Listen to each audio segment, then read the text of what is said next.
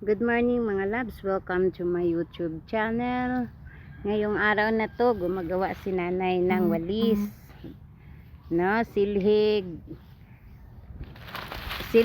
na gamit ang dahon ng niyog, no?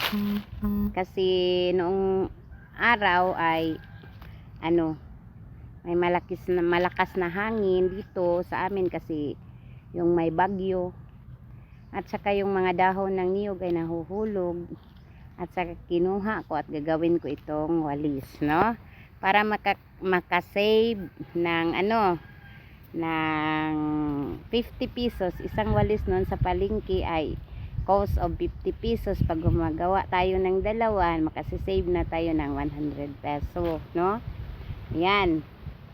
Yan ang walis silhig sa dahon ng niyog, no? Sa panahon ngayon, dapat tayo mga loves magtitipid, no? Kasi mahal na yung mga bilihin. Yung sometimes yung buhay natin, hindi tayo masyadong maraming pera kasi mahirap lang. At saka sana pag may makikita tayong mga katulad nito na maraming dahon ng niyog nahuhulog, gawin nating walis para makasave tayo ng if makagawa tayo ng dalawang walis bugkot, no? Ano yan sa Tagalog, 100 pesos na ang ating masisave, no? Yan. Yung 100 peso makabili na tayo ng sabon, perasong sabon, isang perasong gatas, kape, shampoo, isang peraso lang kasi pag marami hindi yan kasya kasi mahal na ngayon ang bilihin, no? Nakakasave ka na yan, no? Dapat tayo magtiyaga lang tayo, magsipag parang makasisave sometimes yung life natin hindi naman hindi naman tayo maraming pera sometimes kasi ako sa totoo lang may business ako, no?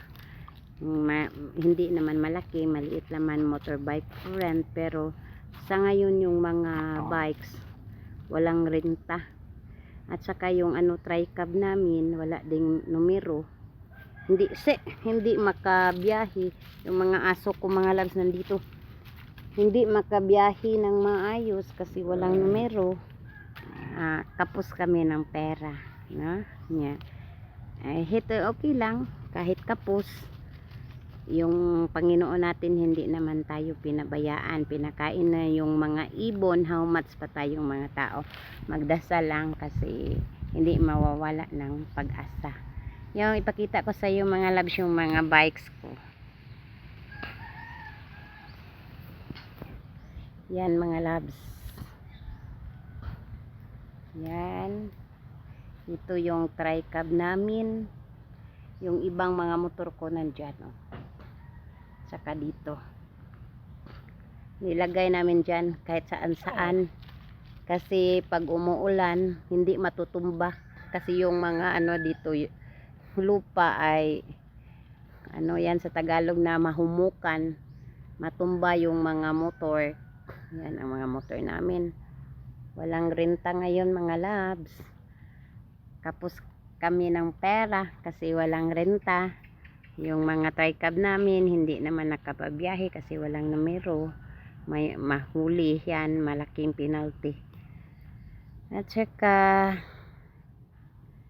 kahit ganun ang sitwasyon mga labs, okay lang, no? Kasi may Diyos naman tayong hindi tayo pinabayaan, no? Papakainin tayo, no? Magdasal lang kasi pag yung mga panahon namin ay bumubuti na, siguro may renta na sa ilang araw, magtitiis lang ngayon kasi wala pero okay lang, kahit may problema marunong pa tayong mag smile, no? Yan ang life, no? Yan, by the way mga loves, I'm thankful to all of my followers, subscriber in my YouTube channel. Hindi ko inaakala na 1 year na ako nagba-vlog. Yung mahilig akong kumanta kahit hindi ako magaling. Tinatry ko kasi na-inspire ako ba sa YouTube. Tumingin ako, yung mga tao nagsasabi sila na palagi kayong nagpi-Facebook, wala naman kayong maaanin yan pag hindi kayong magba-vlog. Yung vlog daw, parang nagtatanim ka. At sa dumating yung mga years comes, makaani ka. Yan ang sinasabi nila dahil sila daw, ganun sila, hindi sila nagsusurrender, hindi sila kahit wala pa silang followers, maliit lang, pero ngayon na-achieve na nila. Then ako din, nung tumingin ako, magbablog kaya ako, sabi ko. Pero hindi ko inaakala na may mag-subscribe sa akin kasi hindi naman ako masyadong marunong kumanta. May iba't iba tayong talentong bibinigay ng Diyos, pero hindi na-develop, hindi siya masyadong gumagaling. Yung pagkakanta ay yan ang hilig ko. Pero kaya ngayon ko lang nagtatry mo na hindi pa masyado, baka soon gumagaling na yung boses ko, no? Pero hindi ko inakala na marami na rin akong subscriber. Umaabot na sa YouTube channel ko ng 856 subscriber 1 year, noong August 15 yung start ng pagbablog ko sa YouTube ko. Yung po sa Facebook ko, yung isang account ko ay nahack. Yung marami na rin akong followers noon, at saka malapit na akong ma-monetize, nahack yung account ko. Ngayon nagawa ako ng bago January. Ngayon na-reach ko na yung 1,000 followers, and marami na akong followers. Then nandyan na ako sa level 1, no? Thank you very much sa lahat ng nag-follow and likes. Hope nga mag-send kayo ng star sa akin para sumusuporta sa aking sa aking Facebook. And you will also subscribe in my YouTube channel. Maraming salamat po sa inyong lahat, no? Kasi masaya ako kasi alam ko naman na hindi naman ako masyadong magaling, pero kayo nanood, nag-follow, nag-likes, no? Nag-subscribe. Thank you very much, and sana makakuha tayo ng aral na yung pagbablog natin sa hindi lang tayo mag-isip na para makapera.